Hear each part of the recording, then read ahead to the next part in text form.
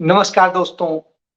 कभी मुफलिसों का भी घर देख लेना, बदन नंगे भूखे उधर देख लेना। तुम्हें हो मुबारक चुनावी संवर ये, मगर जीत कर एक नजर देख लेना। गरीबी मिटाने की कुव्वत अगर हो, गरीबों की जानिब जफर देख लेना। प्रदीप तिवारी जी की ये पंक्तियां हैं और इन पंक्तियों से अपनी बात शुरू कर रहा हूं। शुरू ये कर रहा हूं कि जिस तरीके से हिंदुस्तान के अंदर एक साजिशों का दौर चल रहा है, एक चुनाव जीतने की पूरी कहा जाता है रणनीति होती है, मैनेजमेंट होता है और सब चीजें होती हैं। ये सारी चीजें जिस तरीके से तमाम सारे चुनावी खेल रचे जा रहे हैं, तमाम साजिशें रची जा रही हैं, जिस तरीके से चीजें की जा रही हैं, वो अपने आप में भारत के लोकतंत्र को कलंकित करती है। इन्हीं खेलों के बीच में एक खेल का जिक्र करूंगा। केरल से एक ट्रक, नोटों से भरा ट्रक, जिसमें 750 करोड़ रुपया होता है, 750 करोड़ रुपया, वो चलता है और वो चुनावी राज्य तेलंगाना आता है। वहां पर कुछ चुनाव से जुड़े हुए लोग चेकिंग कर रहे थे और चेकिंग के दौरान वो ट्रक पकड़ा जाता है। उस ट्रक के पास में कोई कागज नहीं होता है। जब्ती की कार्रवाई शुरू हो जाती है, तमाम चीजें लिखा पढ़ी शुरू हो जाती हैं, कुछ कागज लिख भी लिए जाते हैं। फिर अचानक आता है किसी का फोन और उसके बाद उस फोन पे बात करते हैं और उसके बाद कहा जाता है कि यह पैसा यूनियन बैंक ऑफ इंडिया का है। वो केरल से उस ब्रांच में जा रहा। खेल को समझिएगा, पैसा केरल से हैदराबाद जा रहा था यूनियन बैंक ऑफ इंडिया। जिस समय पकड़ा गया कोई इसका वो नहीं बताया गया, न उसने बताया कि ये बैंक का पैसा है, न कोई और चीज। सारी चीजें सब बिल्कुल फ्लॉप। और अचानक बैंक भी प्रकट हो जाता है, भाजपा के कुछ नेता भी प्रकट हो जाते हैं, कुछ और लोग प्रकट हो जाते हैं। तो मैं ये बता रहा हूं कि इस तरह से पैसे का कहां से क्या आता है, कहां जाता है, क्या होता है, कैसे भारत सरकार की बैंकें और संस्थाएं बचाव में उतर आते हैं, भाजपा नेता बचाव में उतर आते हैं और वो संस्थाएं कह देती हैं हाँ हमारा पैसा है। अब ये वही इंस्टीट्यूशनल क्राइम है जिसकी हम लगातार बात करते हैं कि किस तरीके से नरेंद्र मोदी सरकार इस देश की तमाम संस्थाओं का, तमाम एजेंसियों का और तमाम सारे लोगों का, इंस्टीट्यूशंस के अतिरिक्त कंपनियों का कैसे इस्तेमाल कर रहे हैं, चुनावी इस्तेमाल कर रहे हैं। वो चुनावी इस्तेमाल के लिए किस तरीके से धर्म का इस्तेमाल करते हैं, धार्मिक संस्थानों का इस्तेमाल करते हैं और सारी चीजें सामने। जब ये सारी चीजें सामने हो तब और जिक्र आता है कि चुनाव जीतने के लिए अब किस किस तरह की तैयारी हो रही है। इसके लिए पक्ष और विपक्ष दोनों को सावधान रहना। पक्ष को अपनी छवि बचाने के लिए और विपक्ष को अपनी जीत बचाने के लिए। चलिए एक और जिक्र कर लेता हूं, वो भी प्रधानमंत्री से ही जुड़ा है। पीएमओ के आठ लोग इस देश के अंदर पीएमओ के ऑफिसर्स बन करके लूट कर रहे थे, ठगी कर रहे थे और तमाम सारे प्रोटोकॉल ले रहे थे। उनके साथ में बहुत सारी चीजें लगी हुई थी, स्टेट्स ने उन्हें दे भी रखा था, सेंट्रल गवर्नमेंट की तरफ से भी दे रखा गया था और तमाम लेटर्स जारी हुए थे। क्या आपने कभी भी नरेंद्र मोदी सरकार के पहले ऐसा सुना था? और ये सारे गुजराती होते हैं इत्तेफाक से। आपको याद होगा अभी पीछे के दिनों में देश के तमाम सारे सेंसिटिव जगह पर जाकर के एक पीएमओ क्या ऑफिसर बन के किस तरीके से उसने तमाम चीजों का डॉक्यूमेंट्स लिए, तमाम चीजें समझी और उसका क्या किया होगा पता नहीं, क्योंकि सरकार ये बता नहीं रही है कि क्या हो रहा है। और चूंकि वो फंसती है इसलिए उस पर बात नहीं करती है। ये तो कहिए वो अच्छा ऑफिसर था, नया ऑफिसर था, उसने हिम्मत दिखाई, उसने चिट्ठी लिख दी, क्योंकि मीटिंग के दौरान वो जिस तरीके से ऑफिसर से व्यवहार करता था वो लगा नहीं कि ऐसा कोई ऑफिसर इस तरह से बात करता है। यह स्थिति। अब जिक्र करूंगा उन 8 लोगों का, उन 8 गुजरातियों का जिन्होंने पीएमओ के ऑफिसर्स बन के इस तरीके से किया। अभी लेटेस्ट मामला मयंक तिवारी का है। मयंक तिवारी भी गुजरात से हैं।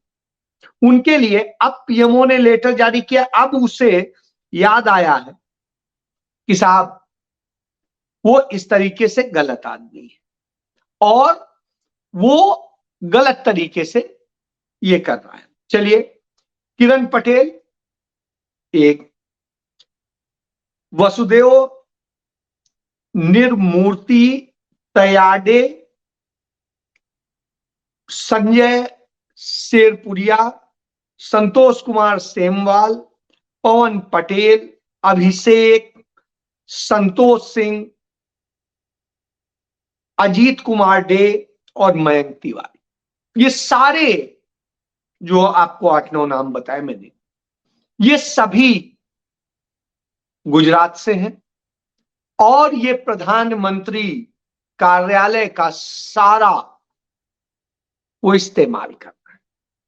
इनके लिए तमाम मंत्रालयों ने और स्टेट गवर्नमेंट्स ने तमाम सुविधाएं दी, स्कॉट्स दिए और जाने क्या क्या दिए और जेड सिक्योरिटी तक दी थी। तो इस तरह की ये ऐसे नहीं मिलती है, इसकी पूरी एक लिस्ट होती, लेकिन सब मिल रही थी। ये खेल समझ। और ये लोग कर क्या रहे थे कि हम नरेंद्र मोदी के पूरे उसके लिए काम कर रहे हैं और किस तरीके से क्या क्या, ये बताने की जरूरत नहीं, ज्यादा बोलूंगा तो ये थोड़ा सा ब्रीच हो जाएगा, इसलिए इस पर और ज्यादा बातें नहीं करूंगा। इसके बाद आइए, जिस तरीके से ये सारी नफरत के खेल हुए, इसी तरीके से जमीनों की लूट धर्म के नाम पे और सब नाम पर की गई। और वो सब करने वाले कौन लोग हैं? भारतीय जनता पार्टी के लोग। राम जन्मभूमि के नाम पर जिस तरीके से लूट की गई वो हम सबको पता है। महाकाल लोक पे जिस तरीके से किया गया हम सबको पता है। राम जन्मभूमि का ही जिक्र कर लूं, उसी के साथ में हनुमानगढ़ी है। आज वहां पर एक साधु की गला काटकर हत्या कर दी गई। हत्या के पहले वहीं का जो दूसरा साधु था, वो जो उनका शिष्य था गुरुजी का, वो किस तरीके से सीसीटीवी कैमरे हटा रहा था। तो ये सारे खेल बाद में पता चल रहा है कि वो जमीनों का ही कोई लफड़ा है, उस कारण से ये हत्या हुई। तो ये खेल चल रहे हैं। जब ये खेल चल रहे होते तब प्रधानमंत्री किस तरीके से इस देश के लोगों का ध्यान भटकाने का काम करते हैं और इस तरीके से किस तरह से पूंजीपतियों के हाथ इस देश का लाखों करोड़ रुपया लुटवाया गया, इस पर भी एक चीज बात करूं। इस देश के 25 लाख करोड़ रुपए पूंजीपतियों के माफ कर दिए गए, राइट ऑफ कर दिए गए, ये कहते हैं वेव ऑफ कर दिए गए। ये स्थिति है और ये मैं नहीं कह रहा हूं, ये आरटीआई में मिला नया फिगर है, नई जानकारी है और इसको लेके एक खबर भी प्रकाशित की एक अखबार में, तो वो भी आपको दिखा दे रहा हूं कि यह स्थिति है। तो इस तरीके से जब राइट ऑफ कर दिए गए और ये 2014 से लेके 2023 के मार्च तक का फिगर, यानी कि किस तरीके से अभी तक ये आ रहा था कि सिर्फ 15 लाख करोड़ रुपए किए, लेकिन 25 लाख करोड़ रुपया किए हैं, यह आ गया। तो साहब ये संदीप मनु दाने हैं, इन्होंने इसको पूरा फिगर निकाला है और सारी चीजें हैं। इसी तरीके से जो जो हालात हो रहे हैं, चीजें हो रही हैं, उनको आप देखिए। जब तमाम सारे सच बोले जाते हैं, कुछ किया जाता है, तो उस पर शोर मचता है।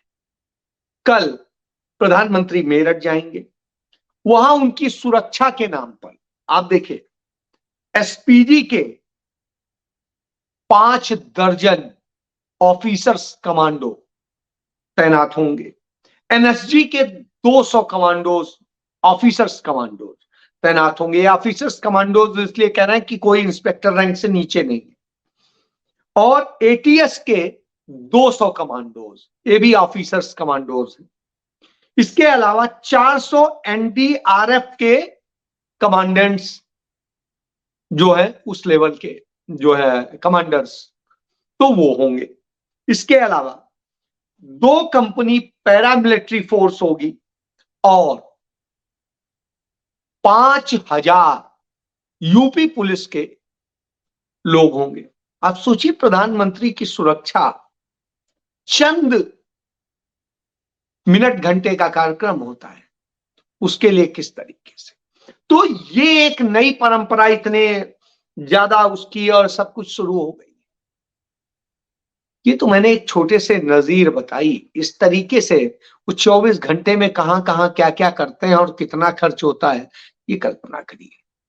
हम कह रहे हैं हम गरीबों का बड़ा वो कर रहे हैं, हम 81 करोड़ लोगों को 5 किलो अनाज देकर के जीवित रखे हुए हैं, हम बहुत सारी चीजें कर रहे हैं। साहब, सिर्फ आप इन्हीं चीजों में कटौती कर दीजिए, ये चोरी बंद कर दीजिए, ये चुनावों में जो इतने ये काला धन जिस तरीके से कैसे आप एडजस्ट करते हैं और कैसे अब आपने बड़ा इंस्टीट्यूशनल तरीका अपना लिया है कि कैसे बैंकों के जरिए क्या पैसा वहां कैश भिजवा दिया जाएगा और क्या होगा। तो ये पूरे खेल को समझने की जरूरत है, और जब इसको समझेंगे तो आपको पता चलेगा कि क्या क्या होगा। यही रोक दीजिए तो इस देश के लोगों को राहत मिल जाएगी। राहत देने का जो काम है वो तो आप कर नहीं पाते। आप सिर्फ विज्ञापनों पे जीते हैं, आप किसी और चीजों पे जीते। आपका पूरा खेल इस पर चलता है, और जब इस पर चलता है तो इस देश के लोगों को कुछ हासिल नहीं होता। वो सिर्फ मोदी जी करते रह जाते। और यही वजह है कि इन 9.5 साल में इस देश के लोगों को कुछ हासिल नहीं, उनका छिनता चला गया है। परिवार छिने, लोग छिने, तमाम सारी आपदाएं आ गई, चीजें हुई, रेलवे का वो। और जिस तरीके से कोयला और रेल और सारे घटनाएं हो रही हैं, आप कल्पना करेंगे। कोल मिनिस्ट्री कहती है कि इस देश के अंदर कोयले की कोई कमी नहीं है, हम पूरा पर्याप्त जितना जरूरत है उससे ज्यादा वो कर रहे हैं, जितना थर्मल पावर्स को जरूरत है। थर्मल पावर्स को 302 जो है मेट्रिक टन की जरूरत है, और भारत में जो उसका उत्पादन कर रहे हैं वो 500 कुछ का कर रहे हैं। फिर आखिर क्यों ये जबरदस्ती की गई कि आपको इंपोर्टेड कोयला लेना है। इस देश के अंदर सिर्फ 15 थर्मल पावर स्टेशन ऐसे हैं जो बाहर के कोयले से चलेंगे, बाकी के वो इंडिया के कोयले के हिसाब से ही उनकी मशीनरी डेवलप की गई है। फिर ये कोयला डलवा करके क्यों नुकसान कराया जा रहा है, क्यों ये महंगा लिया जा रहा है। रेल मिनिस्ट्री कहती है कि हमने पहले से ज्यादा परिवहन दिया कोयले के लिए। तो जब परिवहन ज्यादा मिला, फिर क्यों बिजली मंत्रालय कहता है कि कोयले की कमी हुई, इसलिए हम उत्पादन नहीं कर पाए और बिजली के दाम बढ़ा दिए क्योंकि महंगा कोयला लिया। हुजूर, पूरे खेल को देखिए, कोयला जितना जरूरत है उससे ज्यादा है, सारी चीजें हैं, सब कुछ होने के बाद, और सब कह रहे हैं हम ज्यादा ज्यादा कर रहे हैं, तो फिर जा कहां रहा, किसका कोयला कहां खपत हो रही। और इस देश के अंदर तकरीबन 50% थर्मल पावर स्टेशंस बंद कर दिए गए या बंद है, और उसकी बजाय प्राइवेट कंपनियों से बिजली खरीदी जा रही है। भाजपा शासित राज्यों में सबसे ज्यादा ये खेल चल रहा है। तो ये किन कागजों में कहां पर खरीदा जा रहा है, कहां खपत हो रहा है, क्या है, इस पर जब आप जोर देंगे तो ये खेल समझ में। इसीलिए राहुल गांधी उस पर सवाल उठाते हैं। जब वो सवाल उठाते हैं तो सरकार बिलबिला उठती है। राहुल गांधी तेलंगाना में वो तमाम चीजों को लेकर के बता रहे हैं कि कैसे कैसे क्या खेल हो और किस तरीके से बीआरएस और ओवैसी की पार्टी और उसके अलावा भारतीय जनता पार्टी मिल के खेल कर रहे हैं। और यही बात उन्होंने कर्नाटका में कही थी, कैसे देवेगौड़ा बीजेपी के साथ मिलकर काम कर रहे हैं। अब ये बात साबित हो गई चुनाव के बाद। देवेगौड़ा की पार्टी ने जाके बीजेपी के साथ गठबंधन कर लिया। यही चीज आपको इस चुनाव के बाद में दिखाई देगी कि बीआरएस जाके उनके साथ खड़ी हो जाएगी।